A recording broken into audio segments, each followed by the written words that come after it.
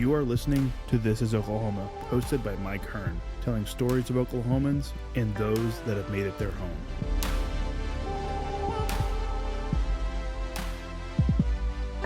This podcast is presented by the Oklahoma Hall of Fame, telling Oklahoma stories through its people since 1927.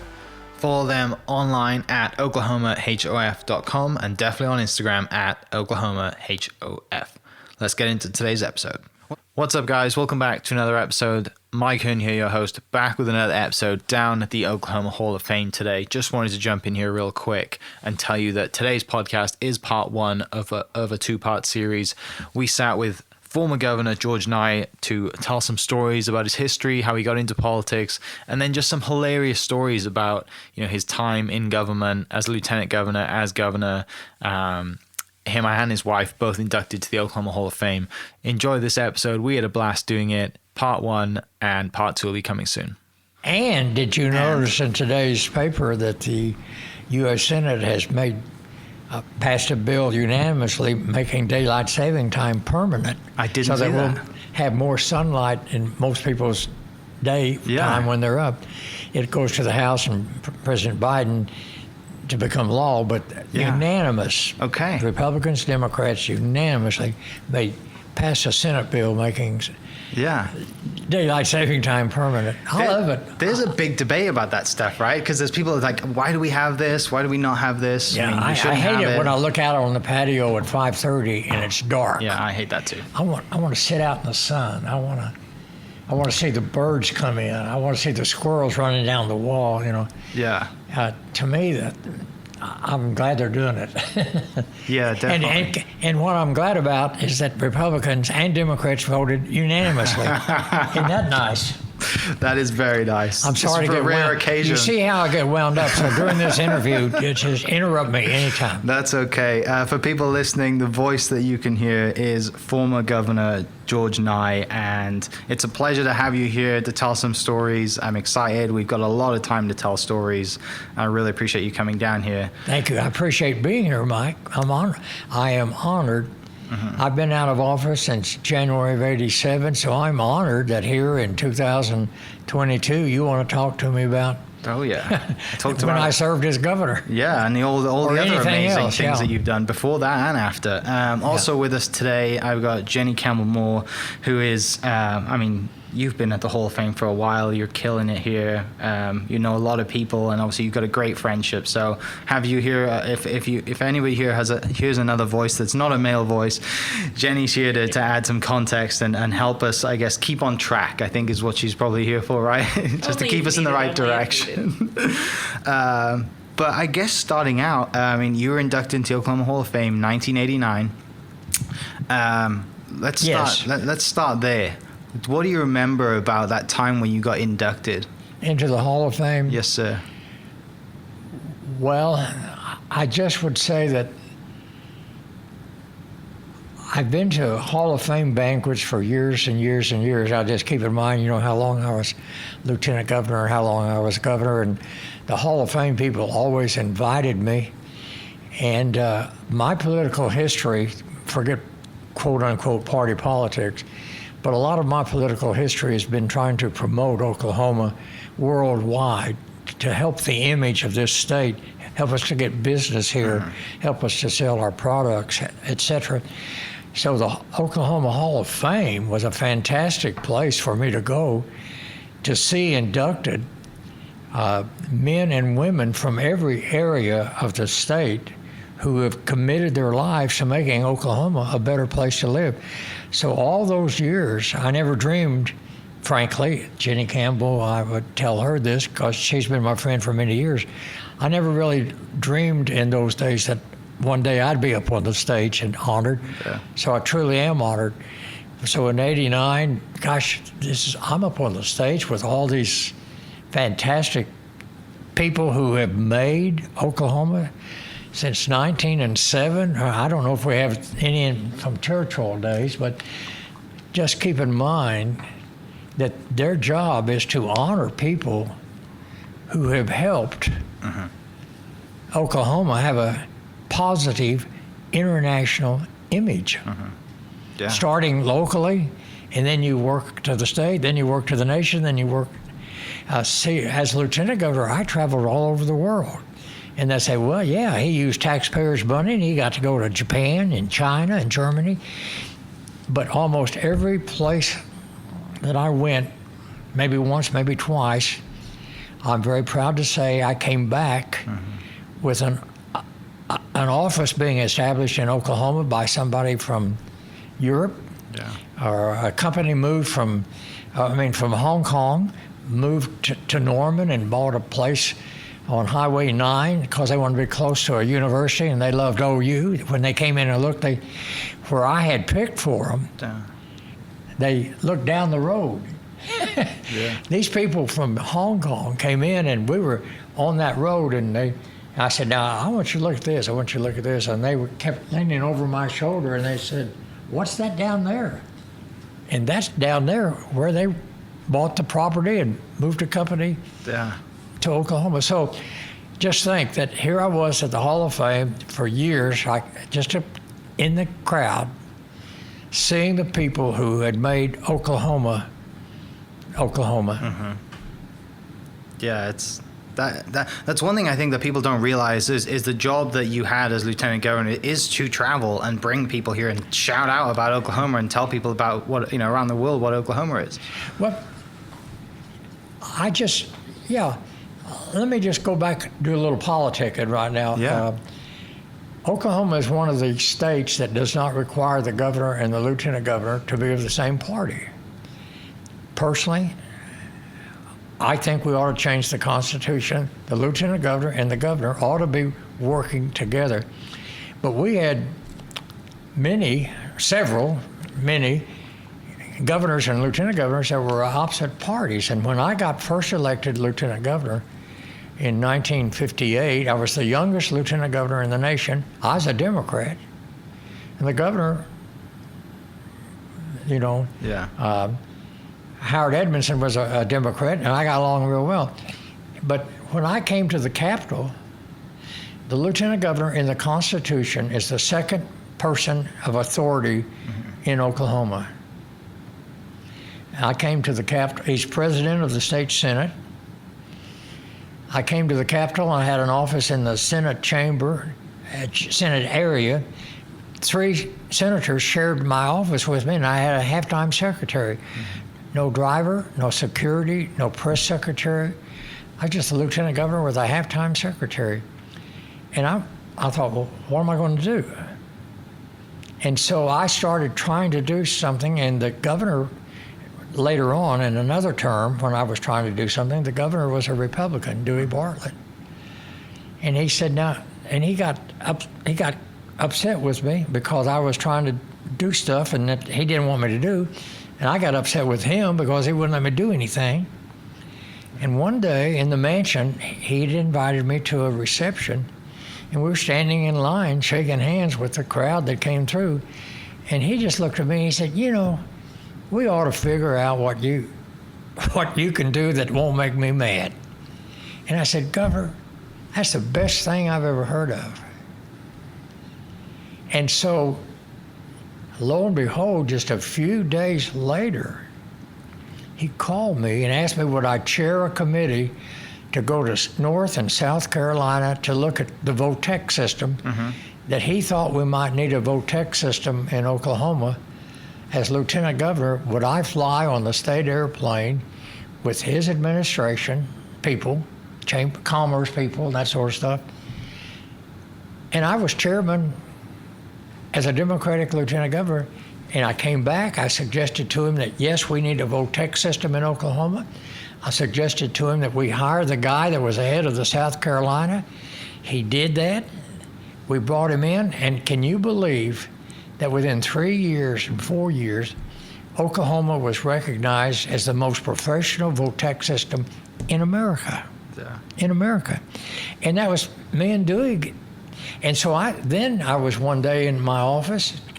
I read the newspaper today, just before we did this interview, about movies being filmed on location in Oklahoma. Go back to when I was lieutenant governor under Dewey Bartlett. And a guy that was in the JCs with me, had Oklahoma JC, Junior Chamber of Commerce, had gone to California and was working for a movie company. And one day in my lieutenant governor's office, he showed up, wanted to take me to lunch. And I said, "What are you doing back here? You're supposed to be in Hollywood." He said, "We're filming in Texas." "Do they ever film a picture in Oklahoma?" I said, "Not that I know of." And he said, "Well, you need to come out to Hollywood and let's check if we can get some movies filmed on location." So I went to Governor Bartlett. I said, "Can I put together a committee that will pay their own way, go to Hollywood?" And he said, "Absolutely." And we went to Hollywood, came back. I created the film commission. Governor Bartlett created the film commission. And today we got movies filmed all over the state. Yeah. But what I'm saying, I want to point out that one of the things about serving in office is working together, not attacking right off the bat everybody else. And so for a year or so, Governor Bartlett and I didn't get along. And then we became best buddies. And when I became governor, we had the Votech building in Stillwater, and I named the building, the parking lot, in his honor. And I had several people say, "Why are you doing that? He was a Republican." I said, "Because he was the governor that brought Votech with me to Oklahoma." And so I want people to realize that when you think of politics, there's another expression that you need to keep in the back of your mind, and that's public service. Yes, you're in politics. Yes, you shake hands. Yes, you kiss babies. Mm-hmm. Yes, you make speeches. Yes, you buy ads. But don't go overboard. Yeah. Because your real message should be about public service, not just about politics.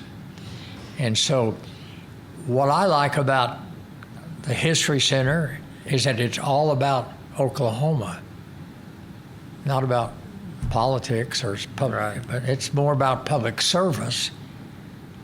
People are recognized for public service rather than for politics. Mm-hmm. Yeah, I totally agree.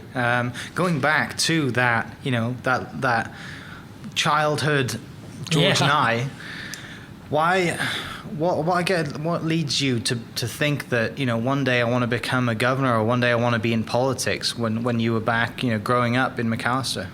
Let me tell you that I had no family members in politics, basically.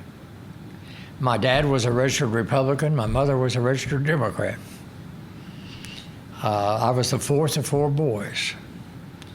And we grew up in McAlester. And now I have to, excuse me, I'm not trying to impress you with how young I am, but Franklin Roosevelt, who was elected 4 times as President of the United States, had a weekly fireside chat on radio. Mm-hmm. And as a kid in grade school and junior high, I used to listen, can you believe it, to President Franklin Roosevelt and his fireside chats every week. I was just enthralled by his personality. He'd had polio. He was confined to a wheelchair. He was a sick man, and he got elected 4 times as President of the United States. And I listened to his fireside chats. Now, then when I went into the 9th grade, just before World War II started, 1941, I went in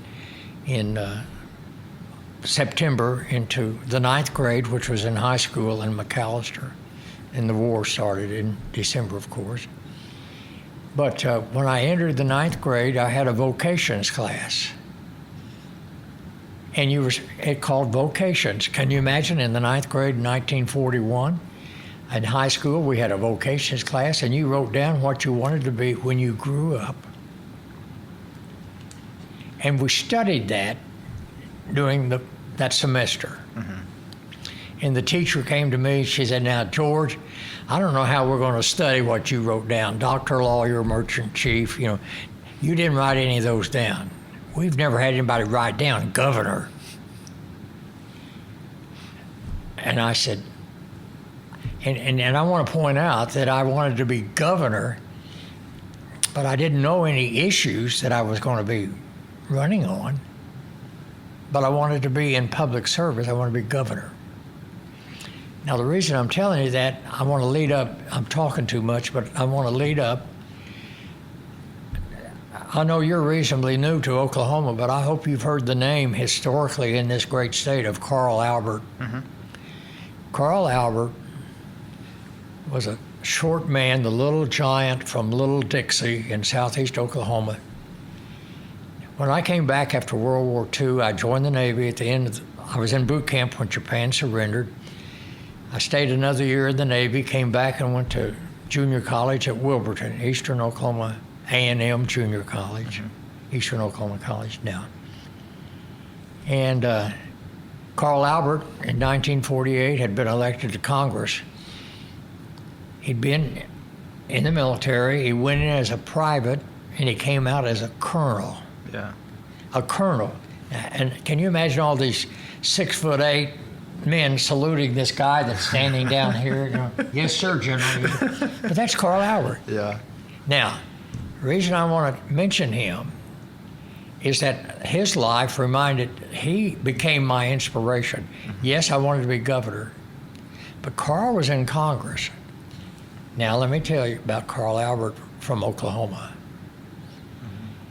He was born in Bug Tussle, just outside of McAlester. He went to a 2-room schoolhouse for 8 years. He had 2 teachers in school for 8 years, 1 through 4, 5 through 8. Carl Albert, when I was in the college at Wilburton, sponsored a Carl Albert oratorical contest, and I entered that. I'll come back to that. But we became friends. He lived back in the old days before we had Safeway and Walmart and all that. In McAlester, we just had local grocery stores. My dad had a neighborhood grocery store. I grew up delivering groceries on a bicycle, then driving a car. I'd come home every weekend from college and deliver groceries. Carl Albert lived a block and a half from me.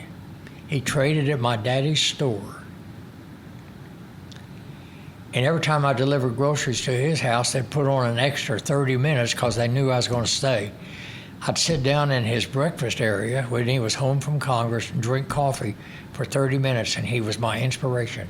Now, Carl Albert from Bug Tussle, Oklahoma. Mm-hmm. When he went into the 9th grade, he went to McAlester High. He became a national high school debate champion. He went to OU, became a national collegiate debate champion. He went to Scotland and Ireland and was an international debate champion. The little giant from Little Dixie came back, ran for Congress, got elected, and from Bug Tussle, Oklahoma, became the most powerful man in the United States Congress as Speaker of the House of Representatives. Yeah. Now, why I'm telling you all this story, he went to that 2-room schoolhouse for 8 years, and at coffee one day, when I was delivering groceries to him, he said, "George, now you need to start making your plans about running. You want to be governor. You need to work your way up." Yeah. And I said, "Oh, yeah, Carl, I really need to." He said, "When did you decide you want to be governor?" And I told him that story about in the 9th grade. I wrote down, okay. I said, "I don't even know why." But I just had listened to Roosevelt. I was enthralled by him. And he said, "Well, let me tell you. When I was in Bug Tussle in the 8th grade, the 3rd District Congressman came to Bug Tussle grade school and spoke to our 8th grade class. And he came to the grade school in a horse-drawn buggy wagon. And he was a congressman from the 3rd Congressional District. And he spoke to us, and as he was driving his horses off into the distance, I turned to somebody and said, "That's what I want to be." In the 8th grade at Bug Tussle, Carl Albert said, "That's what I want to be when I grow up, a congressman." Yeah. And he became Speaker of the U.S. House from Oklahoma. And so what inspires you to run for office is a lot of different things. So I just want to encourage people. We have a democracy. That's two words, demo and ocracy, meaning voice of the people. And you get to select who represents you. And people have to, you can't be drafted to be governor in Oklahoma. You can't be drafted to be on the city council. You can't be drafted to be a county commissioner. You have to offer yourself. So I want to encourage Oklahomans to be thinking about public service and government and offering yourself for public service. Yeah. Carl Albert's quote about you was that when he quit teaching history, he started making it. Oh, yeah. Oh, so you guys, I mean, that's you guys the nicest thing he ever said to me. Yeah. You guys had a great relationship. Yeah. Well, I was telling Jenny Campbell as we were coming for this interview, you need to read the small print. It's kind of interesting. I ran for the legislature in 1950. I was a senior in college at East Central at Ada. And I wasn't planning on running. I hadn't graduated yet from college, but the election was coming up in June, and I was going to graduate in May, but I wasn't going to run. And the state representative from Pittsburgh County, McAlester, Lonnie W. Brown, called me.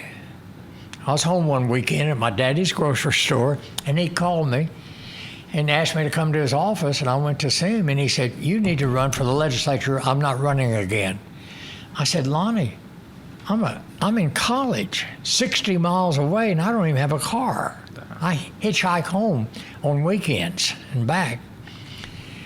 And Lonnie said, "You have a bigger chance of winning when there's not an incumbent.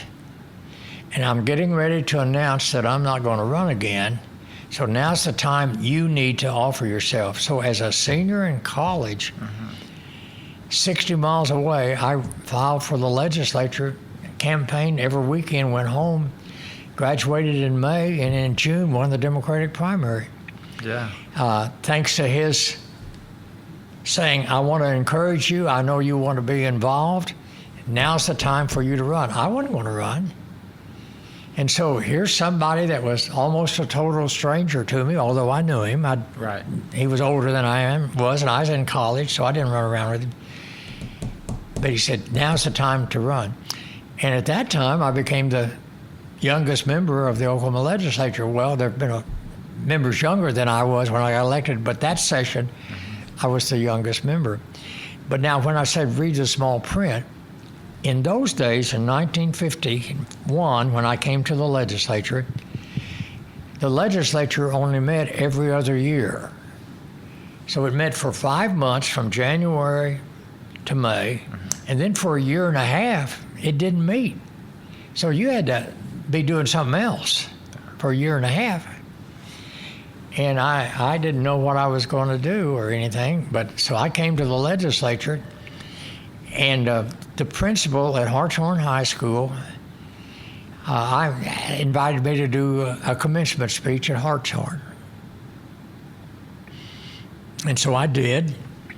The year I got elected, I made a commencement speech, and then he came into my daddy's grocery store and said, "You need to be a teacher." I said, "I don't want to teach. My mother was a teacher, my sister, one of my brothers was a teacher. I don't want to be a teacher." He said, "Anybody that can keep the kids awake during a commencement needs to be a teacher." So I went back to East Central and I said, "What would it take for me to get a teaching certificate?" And they looked at my classes that I'd taken and said, "You've taken everything that you need as far as subjects, but you haven't had any practice teaching."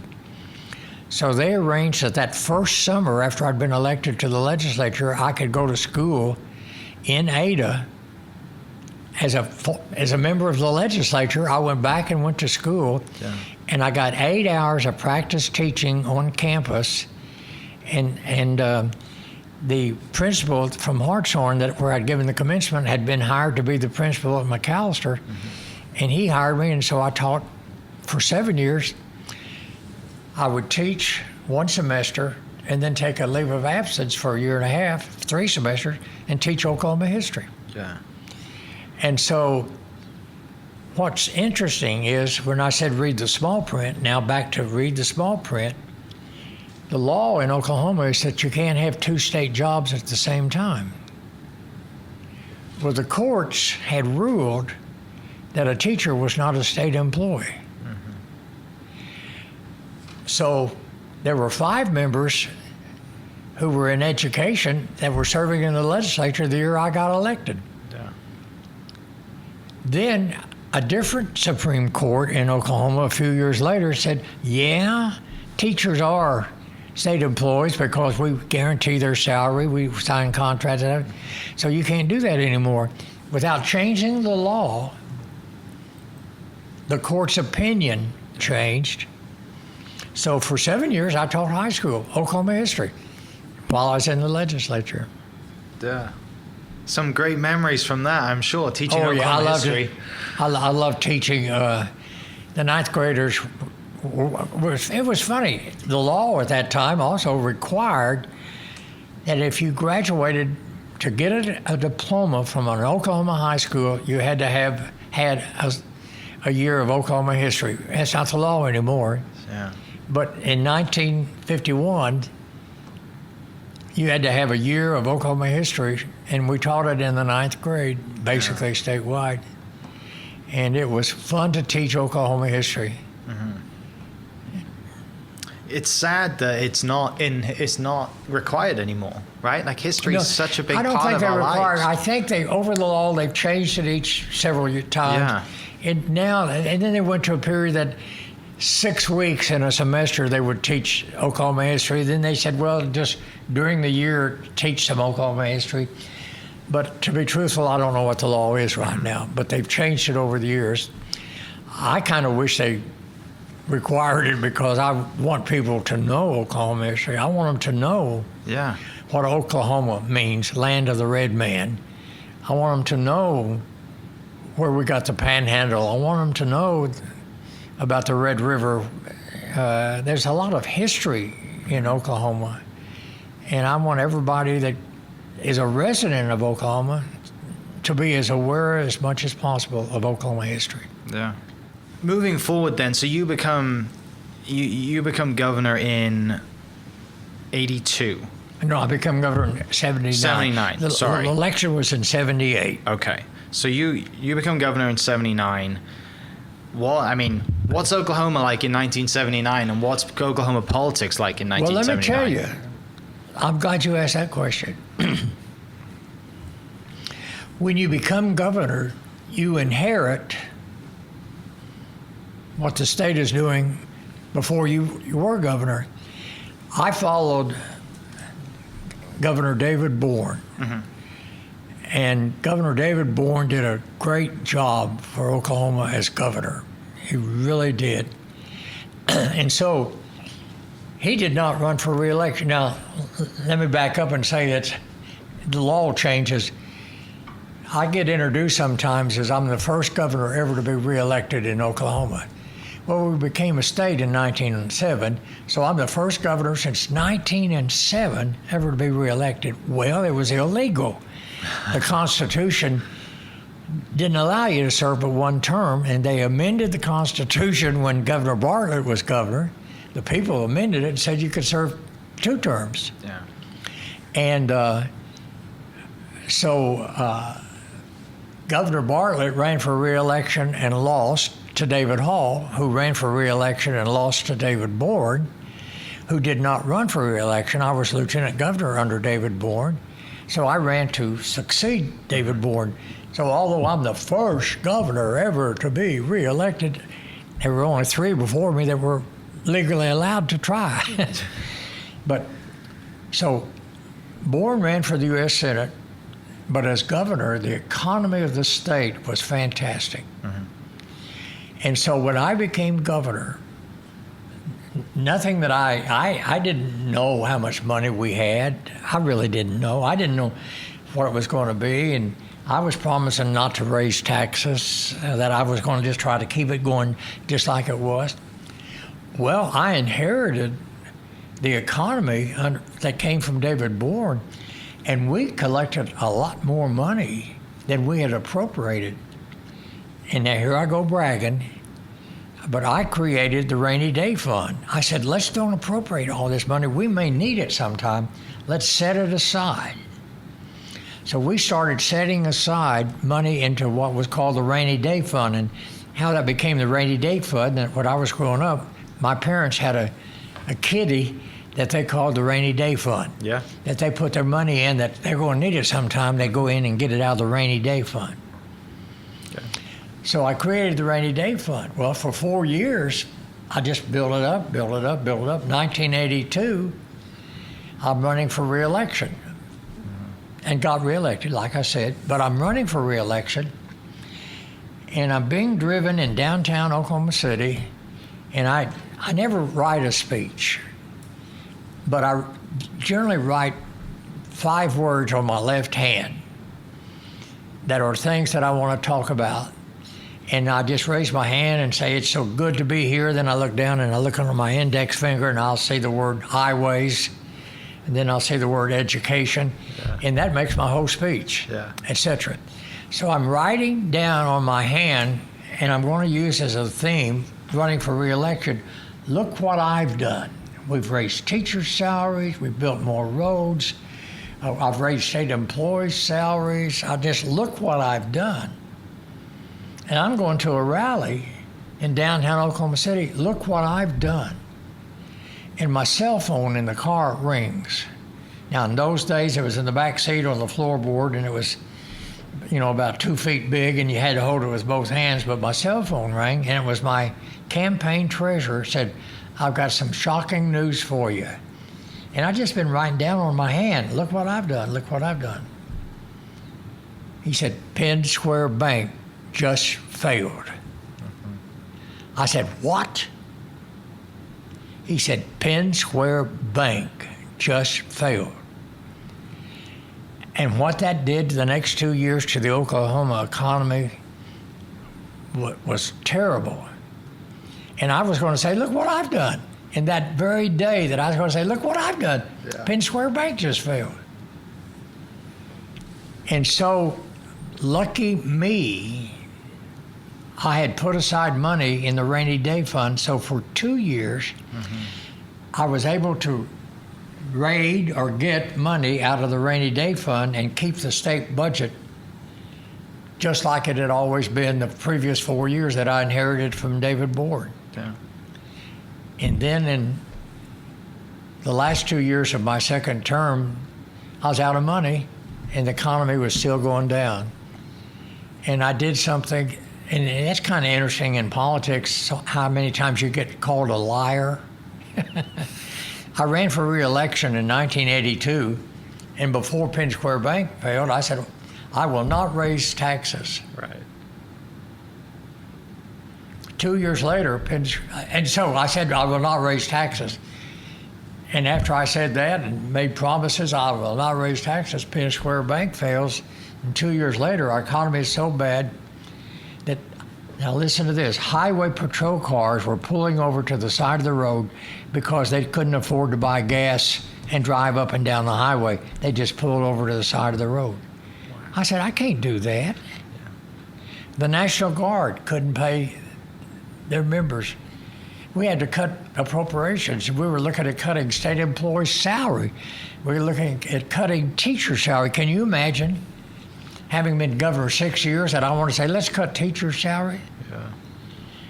So I raised taxes. And they said, you're a liar. You're a liar.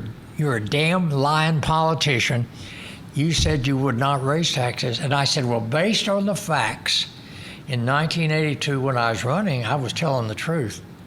But facts change. And then I tried to ease it up. I said, I didn't really raise taxes. I just put back on some of them that I had lowered. I didn't really raise them. Yeah. But the last 2 years of my administration were terrible financially because the rainy day fund was empty.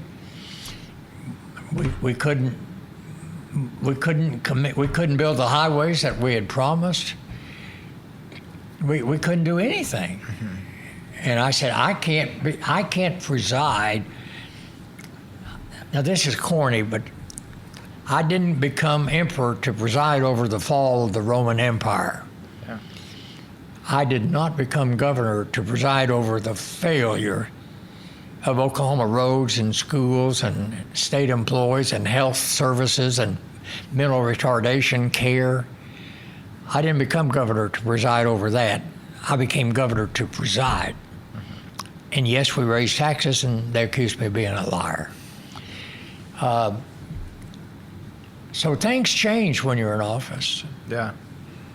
You were in office 4 times, right? Yeah. I mean, that's a long time. You've seen everything. I was in Almost office everything, 4 I times, guess. but you have to remember that there again, you got to read the small print. Yeah. I'm officially a 4-term governor, and you can only serve 2 terms in Oklahoma. Yeah. But I served 4. But one was for 9 days when Howard Edmondson resigned from the governor's office as we were going out of office. When Bob Kerr died, January 1st, 1963, the United States Senator from Oklahoma, died January 1st, 1963. After Kerr's funeral, which President John F. Kennedy came to Oklahoma and attended, after Kerr's funeral, Edmondson resigned. There was 9 days left on his term as governor, and as lieutenant governor, I had run for governor and lost. I ran 4th in the Democratic primary, and lo and behold, I became the next governor. Yeah. For 9 days. For 9 days. And then, when I got elected governor in 1978, I was going to take office, but David Bourne resigned early because he'd been elected to the United States Senate. And in both cases, let me back up, the small print in the U.S. Senate is that seniority is important when you appoint chairman and vice chairman of committees. And under the U.S. Senate rule, seniority is the time that you've served. So Howard Edmondson resigned early so he could be sworn in and become U.S. Senator 9 days before all the other new United States senators took office. So he had seniority over all the new senators. Well, David Bourne resigned because he was going to be sworn in with the other new senators, but if he'd served out his term, all the new senators would have had seniority over him. Gotcha.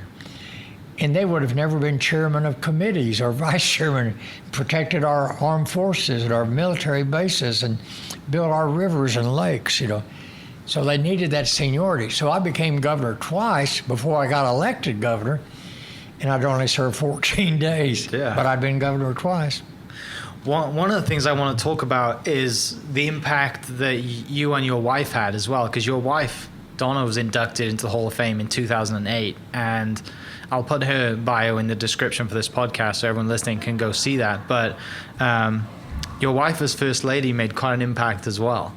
So I'm sure it was fun for you guys to be together and kind of, following her mission as well as not just the politics side of things, but the humanitarian side that your wife kind of focused on. Well, let me tell you the interesting thing about my family, Donna, my wife. And sometimes when I am praying at night, I thank the good Lord for me being defeated for governor in 1962. I'd been in the legislature 8 years. I'd been lieutenant governor for 4 years. And I wanted to run for governor, and I ran 4th. And at night, sometimes I said, thank you, Lord, for me losing the governor's race. Because after I lost the governor's race, I met Donna. And that's interesting. We talked about me teaching in school. One of my former students, I wasn't much older than my students, so once they had graduated from college, I was basically the same age they were. I ran around together with some of my former students. And one of them worked for American Airlines, and he said, I want you to meet this gal that worked for TWA.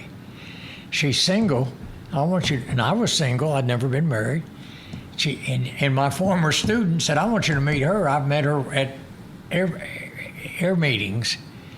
And that's when I met Donna. And if I had been elected governor, I would have never met her. Yeah. So I'm the happiest guy ever to be defeated for office because I met Donna. She had a son, Mike, who was 11, became my son, wonderful young man. And we had a daughter, George Ann, wonderful young lady. But my family, like Donna, she did not know that 3 years later, after we got married, that I was going to start trying to climb back up the ladder. So I said, I still want to be governor, so I'm going to go back and run for lieutenant governor again. And then I'm going to run for governor sometime down the line. And she said, I didn't know you were going to still be in politics. And I said, well, Donna, that's what I want to be. Yeah. And so she said, okay, but I have some request I'm going to put on you if you're going to run for office. Mm-hmm. When I ran for governor, my wife, Donna, my son, Mike, my daughter, Georgianne, we all four sat down and the three of them told me what they wanted. And what my wife mentioned became remarkable. She wanted what we called then the mentally retarded, now we call them the developmentally disabled. Mm-hmm. She wanted Oklahoma to do more for the developmentally disabled, the mentally retarded. Mm-hmm. Now let me go back to the governors. When I became such a good friend with Dewey Bartlett, the Republican governor, and he called me to go check on the VOTEC, and he let me go check on the film having movies filmed in Oklahoma. He called me up one day and said, I want you to go to every state institution. Every state, a prison, a college, mm-hmm. a hospital, if it's a state institution, I want you to spend the next year or so visiting every one of them, and I want you to come back, and each time you come back, tell me what you think that institution needs. I went to OU, OSU, I went to the veterans hospitals, came back and told him. And so some of the time I said, Donna, I don't want to do all this by myself. I want you to go with me, because there'll be places that I can't, you'll see things I won't see. And we visited the mental institutions at Enid, Sulphur, Pauls Valley, wherever they were. We visited the state mental institutions over by Tulsa. And Donna said, that's terrible. Said, they're okay, mm-hmm. but those people do not need to be, they're not in prison. And then I got to thinking, I had a cousin when I grew up, I had a cousin who had a developmentally disabled kid. And they put her in a state institution. I never saw that kid again in my life. And she said they're just putting these mentally retarded people in institutions. They're taking care of them, but they're not training them to do anything. And she said, if you run for governor, George, you've got to promise me you'll do something for the mentally retarded. And I said, okay. Then when I got elected, I said, okay, Donna, yours. And she had gone to all those institutions with me. She said, those are terrible. And I said, okay, Donna, that's your job. You go to the legislature. Well, what she did, she became interested in home care for mentally retarded. Mm-hmm.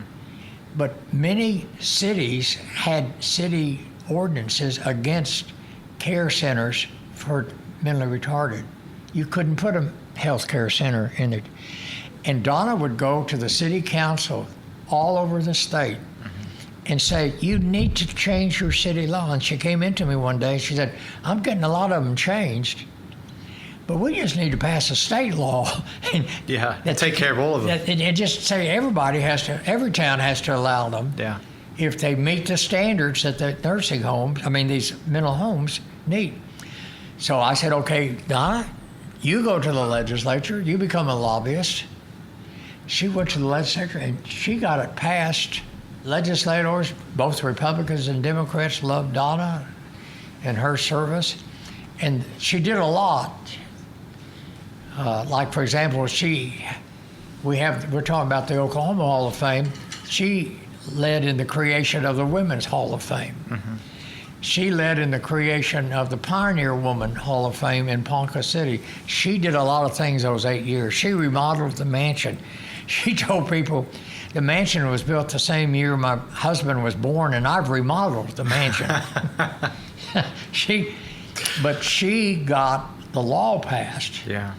And we closed all the centers, and we opened homes across the state. And those people can live in their homes. They can get married, and they can go out and work. And you go around, you'll see a group home, you'll see them going to work every day. Yeah. They're smart enough to be able to work, but they're limited in what they can do. But they're not confined to a mental institution. And that's one of the great things Donna did. And she was a big advocate for teachers' salaries and education, and she lobbied the legislature a little bit for teachers' education. But she was I always say, yes, she's my wife, but she's truly my partner. Yeah. Yeah, I mean, the work that, everything you've just said, the work that she's done. And we were so honored when she was inducted into the Oklahoma Hall of Fame. Yeah, you're a lucky man. She's a special woman. I'm a very lucky man. One of the things in Donna's bio is that she believed that the governor's mansion was for the people, right? And opened it up and had, over 200,000 guests into the mansion for everybody to see. I go back to saying that, you talk about you're elected to office and you do stuff. A lot of the stuff that happens while you're governor, you had no idea that was something that you were going to deal with when you became governor. But when we became governor, when I became governor, Don and I moved into the mansion. Now picture this. We moved into the mansion. There was a storm shelter in the backyard dug into the ground with a dome over it that you could go jump into the storm shelter in case of a tornado.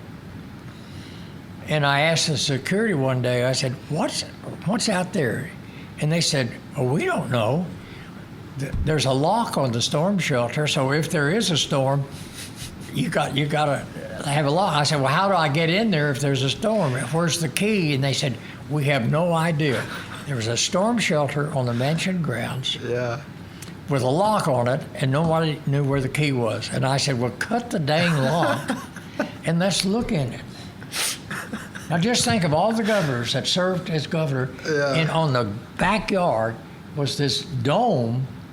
We opened it, and it was full of water. It had snakes swimming in the water. There were frogs in there. Yeah. There were varmints of all kinds. I said, fill that Hummer up. Get rid of that storm shelter. Okay, so they did. Well, then we said, this is the people's mansion. Yeah. So we decided that we would do a little bit of remodeling, and we did. Then we opened it up once a week for the public. And it's amazing, the first day we opened the mansion for the public, Don and I stood in. The first year, we stood in the receiving line and shook hands. But the first day, it went all the way down the line, went all down to the library, down the sidewalk, over into the parking lot by the Capitol. The line, there were thousands of people who came to look at the governor's mansion. So we redesigned some of the areas so that they could go, and we had a deal where they could go actually into our bedroom.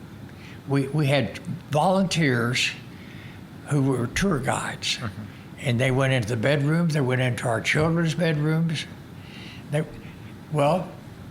Not only was the storm shelter full of water, there was a basement in the mansion, and I went down to the basement, and it had 2 feet of water in the basement of the mansion. And I said, dig.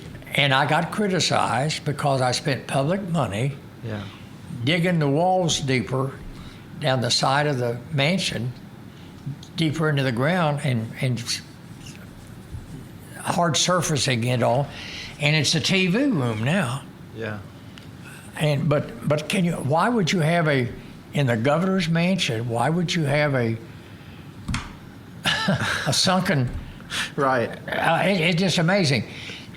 But anyway, what was interesting is that the public loved being able to come and see the mansion. And that was Donna's idea, another one of her ideas. Now, to tell you how you have to be careful, okay? Donna and I, we were also worried about physical problems that people had. Well, the mansion had stairways in every entrance, to the kitchen, to the back door, to the side door, to the front door. You had steps, no railing. Yeah. I said, put up railing. And over where the open house, then the main, people don't realize this, but the mansion was built so that the door facing the Capitol to the west is the main entrance. But people drive in the driveway and come in a side door. But if you're coming in to tour the mansion, you come in down a long sidewalk from the area that faces the state capitol, and you climb up steps. And so I went to the Capitol people that were in charge of it, and I said, build a ramp so that handicapped people can walk into the mansion. Well, I was attacked in the legislature for messing up the original state capitol. Yeah. And I said, well, we need the handicapped person with a cane or with crutches or in a wheelchair has every right to come into the mansion as someone with 2 good feet. Yeah. So they built the ramp. I took the criticism. Well, I'll never forget the day that we opened it for the first time, the ramp, and we had that long line of people. There was a young lady, and she was shaking Donna's hand, and she said, I didn't know you had a ramp. She said, my mother is sitting in the car parked in the parking lot. I'm going to go get her in her wheelchair. Can I bring her into the mansion? And I said, absolutely. And she went out and got her mother and wheeled her mother up the ramp into the mansion. And let me tell you, now, that's not why I ran for governor. But let me tell you, she cried. The woman in the wheelchair cried when she came into the mansion because that ramp had been built and she could do what anybody else could do. She could go into the governor's public house. Yeah. And so when you're in office, you have a lot of things to do that you never dreamed was going to be. Right. And they become political. Like I said, some people attacked me that I was destroying the image of the mansion. Yeah, you're right. There's things that come up that you, like I said, you would have no idea that you would have an impact. Have no idea, but you meet that lady and her mum's, I mean, just, you realize then that you have a far greater impact on making small decisions that at the time don't seem like big decisions, but they end up being really big decisions. Well, it's kind of like there's a third floor at the mansion where you have dinners and luncheons. It's the entire third floor is one big room. Well, somebody put in an elevator. Well, they got criticized for putting in an elevator. But if you invited 200 people to a luncheon, how many people would show up that couldn't climb 2 flights of curved stairway? And that's not fair to the people of Oklahoma. So you have a lot of things you have to take into consideration. Yeah. This podcast is presented by the Oklahoma Hall of Fame, telling Oklahoma stories through its people since 1927. Follow them online at oklahomahof.com and definitely on Instagram at oklahomahof. Thank you for listening. We are inspired by those around us and hope that you are too. Make sure you subscribe to this podcast on your favorite podcast platform and leave us a review so we can keep telling your stories. For more great Oklahoma content, follow This Is Oklahoma on Facebook and Instagram.